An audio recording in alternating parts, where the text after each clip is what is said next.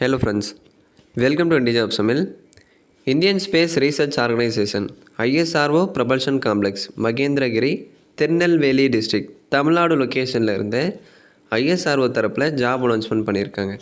So இதுக்கு யாரெல்லாம் eligible, எப்படி அப்ளை பண்ணணும் எல்லாமே நான் உங்களுக்கு டீட்டெயிலாக ஷேர் பண்ணுறேன். இந்த வீடியோவை ஸ்கிப் பண்ணாமல் பாருங்கள் ஃப்ரெண்ட்ஸ். இது பார்த்திங்கன்னா டேரெக்ட் வாக்கின் இன்டர்வியூ தான். அதாவது எந்த ஒரு எக்ஸாமும் இல்லை. அதே மாதிரி அப்ளை பண்ணுறதுக்கான ஃபீஸு அதெல்லாம் எதுவுமே இல்லை. ஜஸ்ட் ஒரு இன்டர்வியூ மட்டும் கண்டக்ட் பண்ணுறாங்க. அந்த இன்டர்வியூவில் யாருடைய பர்சன்டேஜ் அதிகமாக இருக்கோ அவங்கள டேரெக்டாக ஷார்ட்லிஸ்ட் பண்ணுறாங்க ஃப்ரெண்ட்ஸ். அடுத்து சர்டிஃபிகேட் வெரிஃபிகேஷனே இருக்கும். ஸோ எக்ஸாம் அப்ளை பண்ணுறதுக்கான ஃபீஸு அதெல்லாம் எதுவுமே இல்லை. Click here to download application form, click here to view detailed advertisement இருக்கும். இந்த 2 பிடிஎஃப்பும் நீங்கள் கிளிக் பண்ணி டவுன்லோட் பண்ணிக்கோங்க. இந்த வெப்சைட் லிங்க் டிஸ்கிரிப்ஷனில் இருக்கும், டச் பண்ணி டவுன்லோட் பண்ணிக்கோங்க ஃப்ரெண்ட்ஸ். அப்ளிகேஷன் டவுன்லோட் பண்ணிங்க அப்படின்னா இந்த மாதிரி உங்களுக்கு பிடிஎஃப் ஓப்பன் ஆகும். ஸோ இதில் பாருங்கள், இப்போ எடுத்த மாதிரி ஒரு ஃபோட்டோ இங்கே ஒட்டிடுங்க. அதாவது இப்போ எடுத்த மாதிரி இருக்கணும், ரொம்ப ஓல்டாக இருக்கக்கூடாது. டிசிப்ளின், எந்த டிசிப்ளினுக்கு நீங்கள் அப்ளை பண்ணுறீங்க. இதுக்கு கிராஜுவேட், டிப்ளமோ, அதே மாதிரி இந்த ஆர்ட்ஸ் அண்ட் சயின்ஸ் படித்தவங்களும் அப்ளை பண்ணலாம். பிஏ, பிஎஸ்சி, பிகாம் படிச்சிருந்தாலும் இதுக்கு நீங்கள் அப்ளை பண்ணலாம். ஸோ இந்த இடத்துல டிசிப்ளின். அடுத்து உங்கள் நேம் பிளாக் லெட்டர்ஸில் ஃபில் பண்ணுங்கள். பிளாக் லெட்டர்ஸ் அப்படின்னா கேபிட்டல் லெட்டர்ஸில் நீங்கள் ஃபில் பண்ணணும். அடுத்து ஃபாதர் நேம், அப்பா பேர், அப்பா என்ன தொழில் பண்ணுறாரு அப்படின்னு கேட்டிருக்காங்க. அடுத்து date of birth, marital status, nationality, category, permanent, communication. இதை நீங்கள் கேபிட்டல் லெட்டர்ஸில் தான் ஃபில் பண்ணணும். பிளாக் லெட்டர்ஸ் அப்படின்னா அதை நீங்கள் கேபிட்டலில் ஃபில் பண்ணணும். அடுத்து email ID, mobile number, Aadhaar number, education details 10th இருந்து நீங்கள் 1 by 1 ஃபில் பண்ணுங்கள். 10th, டிப்ளமோ, டிகிரி, நீங்கள் படித்த குவாலிஃபிகேஷன் எல்லாமே கரெக்டாக ஃபில் பண்ணுங்கள். இது ஃபில் பண்ணுறதுல உங்களுக்கு ஏதாச்சும் டவுட்ஸ் இருக்குது அப்படின்னா வாட்ஸ்அப்பில் காண்டாக்ட் பண்ணுங்கள், கண்டிப்பாக ரிப்ளை பண்ணுறேன் ஃப்ரெண்ட்ஸ். கீழே வாட்ஸ்அப் குரூப் லிங்க் இருக்கும், அதில் டச் பண்ணி என் நம்பருக்கு மெசேஜ் பண்ணுங்கள். டவுட்ஸ் இருந்தால் நான் கண்டிப்பாக ரிப்ளை பண்ணுறேன், சரிங்களா? அடுத்து கீழே பாருங்கள், ப்ளேஸு, டேட்டு, சிக்னேச்சரில் உங்கள் சைன் கேட்டிருப்பாங்க. இன்டர்வியூ எந்த லொக்கேஷனில் கண்டக்ட் பண்ணுறாங்க அப்படின்னா ISRO propulsion complex Mahendragiri Tirunelveli district Tamil Nadu. இந்த லொக்கேஷனில் டைரக்ட் வாக்கின் இன்டர்வியூ கண்டக்ட் பண்ணுறாங்க ஃப்ரெண்ட்ஸ். ஸோ நீங்கள் இன்டர்வியூ போகும்போது அப்ளிகேஷன் ஃபார்ம், இப்போ நம்ம பார்த்தோம் இல்லைங்களா, அந்த அப்ளிகேஷன் ஃபார்மை பிரிண்ட் எடுத்து உங்கள் கையில் நீங்கள் ஃபில் பண்ணுற மாதிரி இருக்கும். அதோட தேவைப்படுற டாக்குமெண்ட்ஸ் எல்லாமே ஒரிஜினல், ஒரு செட்டு ஜெராக்ஸ் அப்ளிகேஷனோட அட்டாச் பண்ணி நீங்கள் எடுத்துகிட்டு போகணும். அதே மாதிரி இன்டர்வியூ போகும்போது ஐடி ப்ரூஃப் எடுத்துகிட்டு போங்க ஃப்ரெண்ட்ஸ்.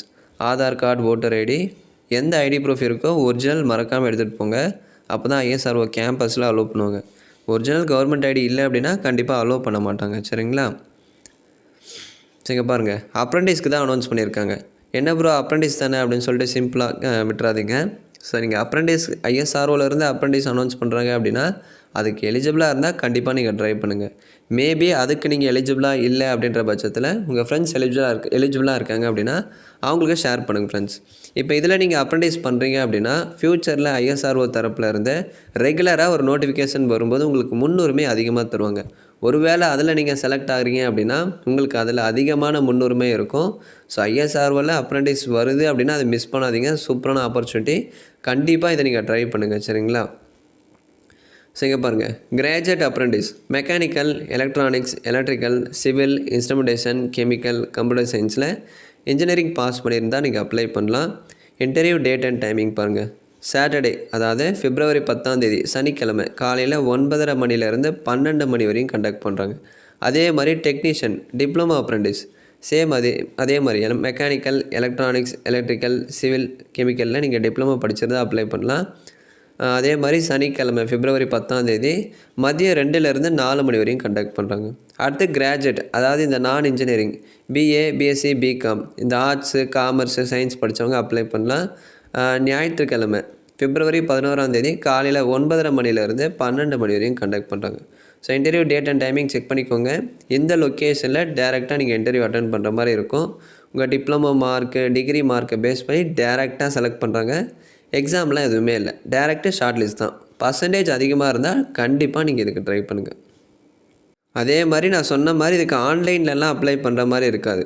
நீங்கள் இன்டர்வியூ போகும்போது அந்த அப்ளிகேஷன் ஃபார்மை நீங்கள் கையோடு ஃபில் பண்ணி எடுத்துகிட்டு போகிற மாதிரி இருக்கும் ஃப்ரெண்ட்ஸ். அப்ளிகேஷன் ஃபார்மு ப்ளஸ் தேவைப்படுற டாக்குமெண்ட்ஸ் எல்லாமே ஒரிஜினல், ஒரு செட்டு ஜெராக்ஸ் நீங்கள் அப்ளிகேஷனோட இணைச்சி எடுத்துகிட்டு போகணும்.